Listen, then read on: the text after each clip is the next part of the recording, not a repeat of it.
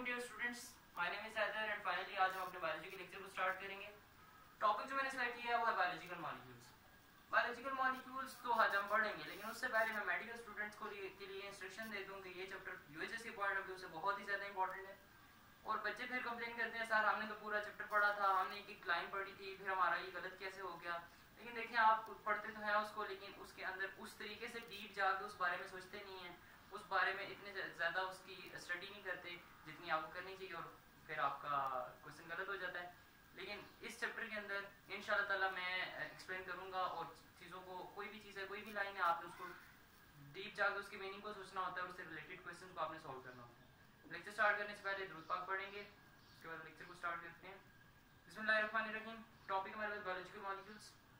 देखें biological molecules ये select मैंने इसलिए किया है, एक तो बहुत ही ज़्यादा इंपॉर्टेंट चैप्टर है, मैंने आपको बताया यूएचएस के पॉइंट ऑफ व्यू से भी बहुत इंपॉर्टेंट है, और आपको इसका नॉलेज बहुत होना बहुत ज़रूरी है।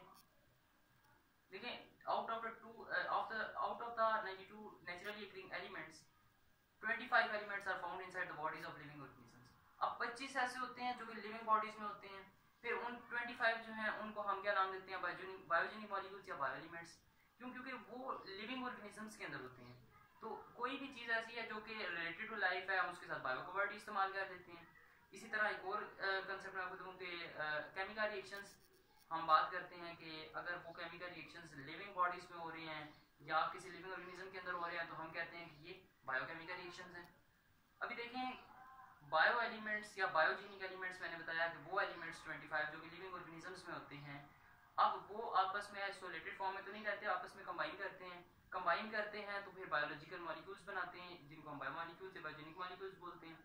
देखें बायोजेनिक मॉलिक्यूल्स आपस में जाहिर है वो भी रिएक्ट करेंगे और लॉन्गर मॉलिक्यूल्स बनाएंगे, मैक्रो मॉलिक्यूल्स बनाएंगे, फिर वो ऑर्गेनल्स एंड सो ऑन ये हायर लेवल तक चला जाता है। देखिए हम सबसे लोअर लेवल को, लोएस्ट लेवल को हम पढ़ने बायोलॉजिकल मॉलिक्यूल्स को, लिविंग ऑर्गेनिज्म को हम सबसे लोएस्ट लेवल पे जाके स्टडी करेंगे। और ये branch of biology, the branch of biology which deals with the biochemical reactions and the biomolecules and their biochemical reactions taking place inside the living bodies, ये जो स्टडी होगी इसको बायोकेमिस्ट्री बोलते हैं। बायोकेमिस्ट्री के अंडर हम इसको स्टडी करते हैं बायोलॉजिकल मॉलिक्यूल्स को। मैं बता रहा था कि इनऑर्गेनिक और ऑर्गेनिक जो है ये दो बेसिक आपके पास मॉलिक्यूल्स बनते हैं जिस as a result of reaction between bio elements. Bio elements आपस में रिएक्ट करेंगे। देखें दो किस्म के हमारे पास मॉलिक्यूल आ सकते हैं, या तो हमारे पास वो इनऑर्गेनिक बायो मॉलिक्यूल्स आएंगे या वो ऑर्गेनिक बायो मॉलिक्यूल्स आएंगे। इनऑर्गेनिक में देखिए हमारे पास दो बायो एलिमेंट्स हैं, एक हाइड्रोजन ऑक्सीजन, वो अगर आपस में रिएक्ट करें तो वो एक इनऑर्गेनिक बायो मॉलिक्यूल बना देंगे H2O। सेम अगर मैं बात करूँ कि प्रोटीन्स की, तो प्रोटीन्स बेसिकली देखें कार्बन है, उसके अंदर नाइट्रोजन ऑक्सीजन और हाइड्रोजन, वो आपस में रिएक्ट करते हैं तो प्रोटीन्स बनने हैं। एक साइड में हमारे पास ऑर्गेनिक बायोमॉलिक्यूल्स बनने हैं, दूसरी तरफ इनऑर्गेनिक बायोमॉलिक्यूल्स बनने हैं। हमारे पास दो टाइप्स होती हैं। अब मेन जो हमने बायोलॉजिकल मॉलिक्यूल्स हमने स्टडी करने हैं वो हमारे पास चार होते हैं, proteins, carbohydrates, lipids and nucleic acids.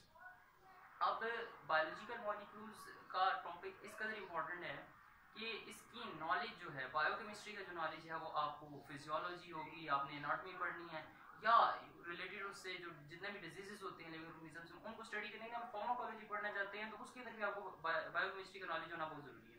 अब इस बात से एग्री करेंगे, देखिए हमारी बॉडी का कोई भी स्ट्रक्चर अगर आप ले लेना तो उस स्ट्रक्चर को आप देखें तो ये बायोलॉजिकल मॉलिक्यूल्स की ऑर्गेनाइजेशन होती है। बेसिकली बायोकेमिकल ऑर्गेनाइजेशन के नतीजे में हमारे पास जो है ये हमारी बॉडीज बनी है, individual and then population, community level, सब के सब देखें आप शुरू कहाँ से हुआ है, बायोकेमिकल ऑर्गेनाइजेशन से हुआ।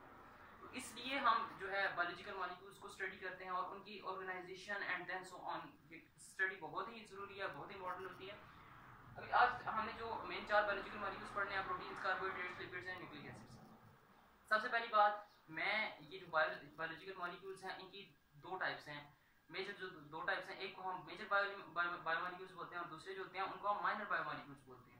अब मेजर बायोमॉलिक्यूल्स हैं वो क्या होते हैं, मेजर का मतलब है ज्यादा।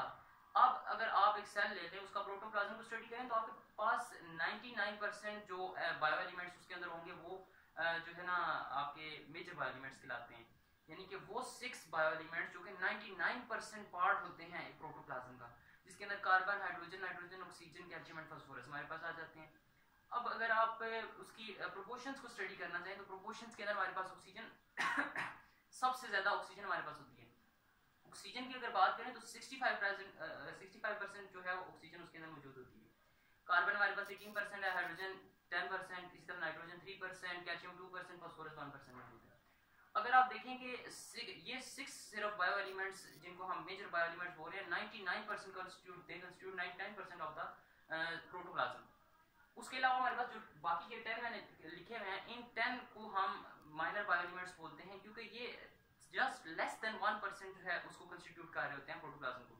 अभी इन 10 में से भी ये जो 5 मैंने दिखाए हैं जिनको हम माइनर बायो एलिमेंट्स बोल रहे हैं, माइनर का मतलब होता है कि जो कम परसेंटेज में, यानी 1% से भी कम, they are present less than 1%, तो ये 1% से भी कम होते हैं, इसलिए हम इनको माइनर बायो एलिमेंट्स का नाम देते हैं। जिसके अंदर हमारे पास सबसे पहले हमारे पास पोटेशियम लिखा हुआ है। पोटेशियम की परसेंटेज की अगर मैं बात करूं तो पोटेशियम हमारे पास जो है 0.35% होता है। सल्फर जो है उसके नेक्स्ट है वो 0.25% है। इस तरह क्लोरीन है और सोडियम ये दोनों 0.15% मौजूद होते हैं।